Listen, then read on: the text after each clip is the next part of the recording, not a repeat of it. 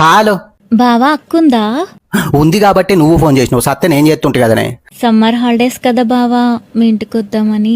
రా, కానీ సోమవారం పెసరపప్పు ఉంటది, మంగళవారం కందిపప్పు, బుధవారం అనపప్పు, గురువారం మినపప్పు, ఇక శుక్రవారం అయితే శనగపప్పు ఉంటది. మరి శనివారం ఆదివారం టమాటా పప్పు, బీరకాయ పప్పు ఉంటది.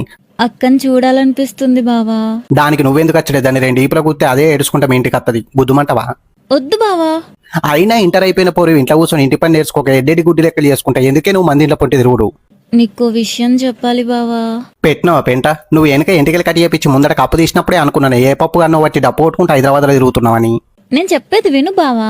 ఏంది నువ్వు చెప్పేది? నేనేది ఈ విషయం నేను అల్లారి ముద్దుగా పెంచుకున్నా. మీ అయ్యకి తెలితే అట్టాకచ్చిపోతాడు. మీ అమ్మకు పక్షవాతం వచ్చి పంటది. నా చక్కర బొండ మీ అక్క అయితే చక్కర వచ్చి బంగ్లా బీదికల కింద పడుతుంది. నేను చెప్పేది విను. ఆడు ఎట్లుంటాడు ఎప్పుడు? నువ్వు ఎర్ర ఉంటాడా, కర్ర ఉంటాడా, పొట్టి ఉంటాడా, పొడగ్గుంటాడా? అసలు ఆ పొట్టు కానీ పొట్టు పంపి నువ్వు పంపే.